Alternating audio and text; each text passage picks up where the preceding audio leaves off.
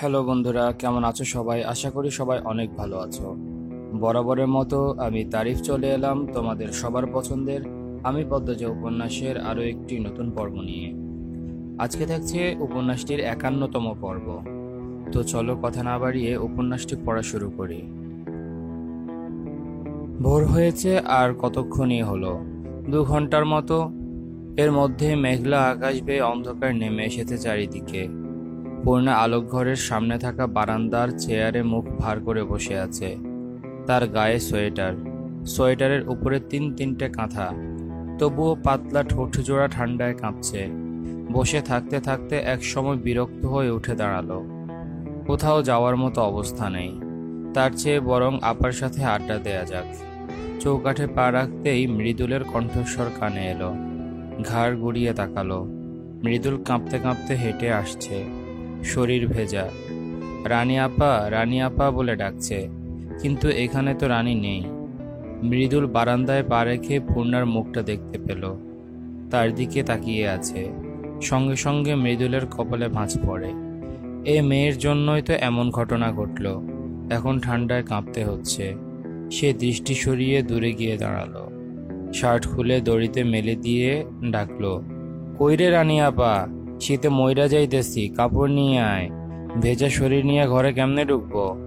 পূর্ণা কাঠখোট্টা গলায় বলল, রানী আপা এখানে নাই, উদয় চেঁচাচ্ছেন। মৃদুল পূর্ণার স্বরে পাল্টা জবাব দিল, তোমারে কইছি আমারে উত্তর দিতে। আমার ইচ্ছে হইলে আমি চেঁচাবো, তোমার ভালো না লাগলে কানে পাত্তর ঢুকাইয়া রাখো। পূর্ণা দাঁতে দাঁত চেপে কিড়মির করে তাকিয়ে থাকে। মৃদুল আর চোখে পূর্ণাকে দেখে, আবার চোখের দৃষ্টি সরিয়ে নেয়। বাতাস বেড়েছে, খালি গায়ে কাঁপুনি শুরু হয়। মৃদুলকে এভাবে কাঁপতে দেখে পূর্ণার মায়া হচ্ছে। সে কণ্ঠ খাদে নামিয়ে বলল, আমি আপনার কাপড় নিয়ে আসব। মৃদুল চোয়াল শক্ত রেখে আবারও আর চোখে তাকালো, কিন্তু উত্তর দিল না। সে সম্পূর্ণভাবে পূর্ণাকে উপেক্ষা করছে। পূর্ণা জবাবের আশায় কয়েক সেকেন্ড দাঁড়িয়ে থাকে, এরপর চলে যায়। পূর্ণা চলে যেতেই মৃদুল শীতের তীব্রতায় মুখ দিয়ে উ জাতীয় শব্দ করে কাঁপতে থাকলো, যতক্ষণ না প্যান্ট শুকাবে ঘরের ভেতর ঢুকতে পারবে না। তার ঘরে যাওয়ার পথে ধান ছড়ানো আছে, এদিক দিয়ে গেলে ধান ভিজে নষ্ট হবে। সহ্য করা ছাড়া আর উপায় নেই। কেউ যদি কাপড় দিয়ে যেত। পূর্ণা আলোক ঘরের পেছনে উত্তর দিকে যে বারান্দা আছে সেখানে মগাকে পেল। মগা ঝিমুচ্ছে।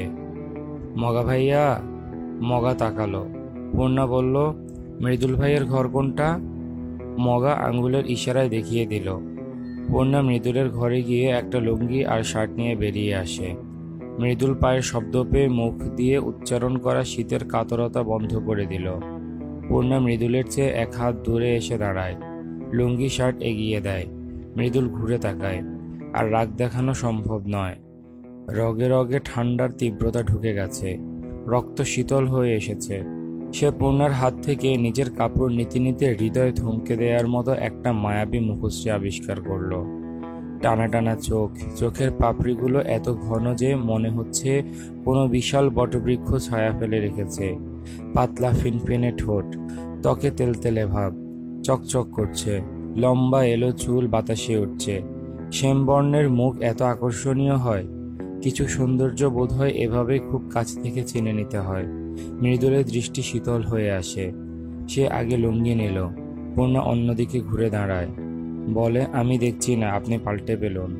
মৃদুল মোহময় কোনো টানে আবার ফিরে তাকায়, তবে মুখটা আর দেখতে পেল না। মায়াবী মুখটা অন্যদিকে ফিরে আছে। সে লুঙ্গি পাল্টে মিনমিনিয়ে বলল, শার্টটা? পূর্ণা হেসে শার্ট এগিয়ে দিল। মৃদুলের এলোমেলো দৃষ্টি, হুট করে বুকে ঝড়ো বাতাস বইছে। কি আশ্চর্য!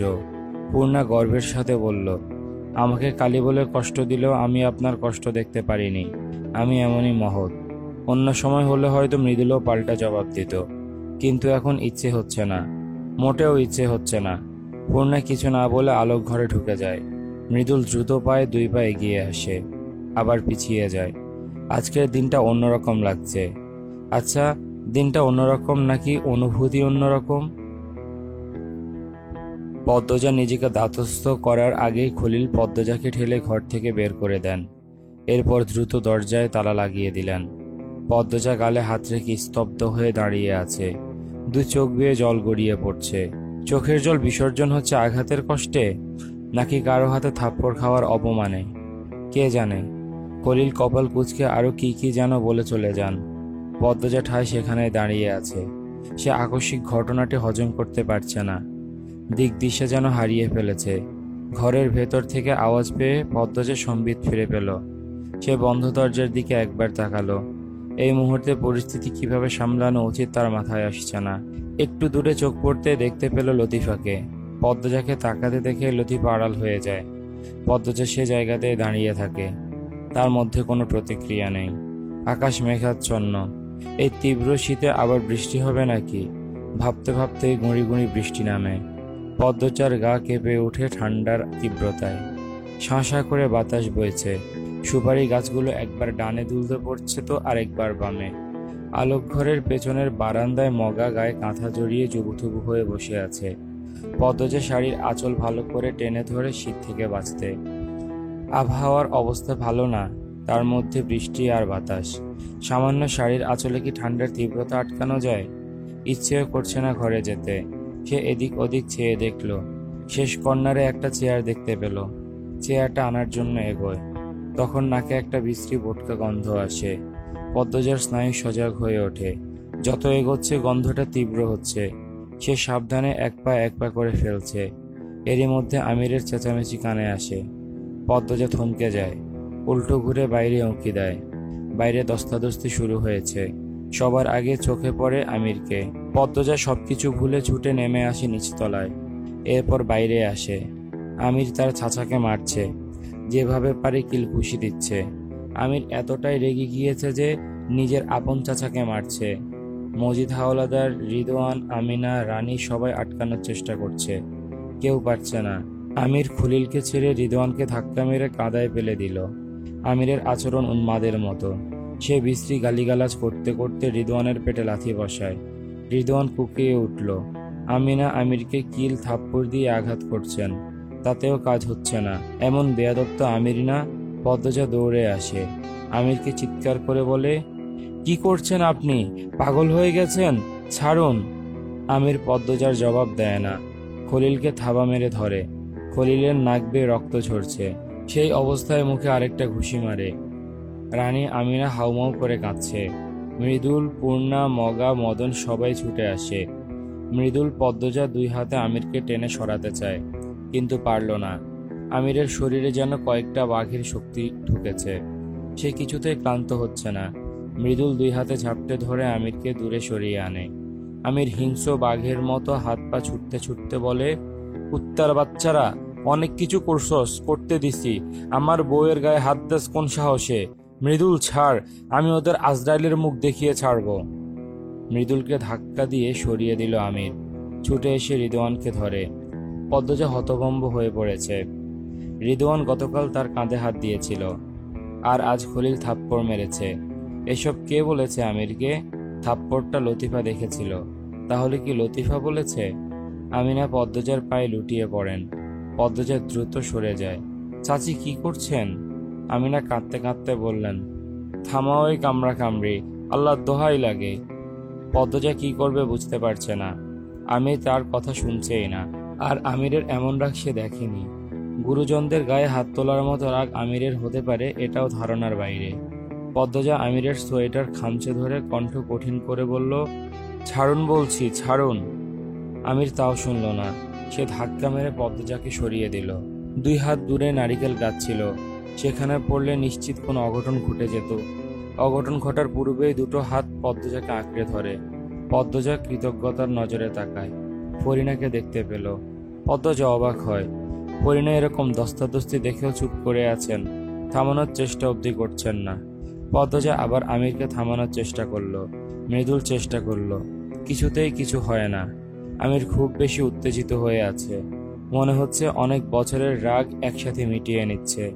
পদ্মজা আমিরকে অনুরোধ করে সরে আসতে। সেই অনুরোধ আমিরের কর্ণকুহর অবধি পৌঁছেছে কিনা সন্দেহ। পদ্মজা অসহায় মুখ করে সরে যাবে, তখনই দুটি শক্তপোক্ত হাত আমিরকে টেনে সরিয়ে আনার চেষ্টা করে। সেই হাতে খুব দামি ঘড়ি। হাতের মালিককে দেখার জন্য পদ্মজা চোখ তুলে তাকায়।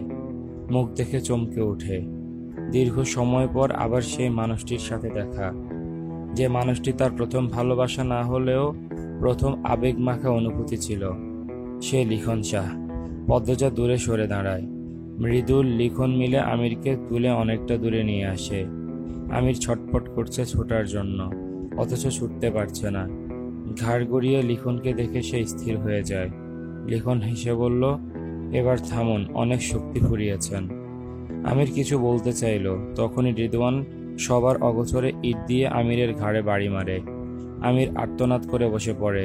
লিখন রিদওয়ানকে ধাক্কা মেরে সরিয়ে দেয়। পদ্মজা উৎকর্ণ হয়ে দৌড়ে আসে। আমিনা, রানী, খলিল এবং রিদওয়ানকে নিয়ে দ্রুত আলোক ঘরে চলে যায়। দরজা বন্ধ করে দেয়। মজিদ মগাকে বললেন, তাড়াতাড়ি যা গঞ্জে, বিপুল ডাক্তারকে নিয়ে আয়। আমার বাড়িতে এসব কি হচ্ছে? ফরিনা তখনও দূরে ঠায় দাঁড়িয়ে আছেন। এই ঘটনা তাকে বিন্দুমাত্র বিচলিত করেনি, যেন এই ঘটনার জন্য তিনি খুশি। কি চলছে তার মনে? এ ছিল আজকের পর্ব।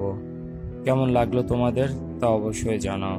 লিখন শাহের আগমন পদ্মজার জীবনে কি নতুন কোনো দিকে নিয়ে যাবে তা জানতে পারবো আমরা পরের পর্বগুলোতে। ততক্ষণ পর্যন্ত সবাই ভালো থাকো, সুস্থ থাকো। আজকের মতো এখানেই বিদায় নিচ্ছি। আল্লাহ হাফেজ।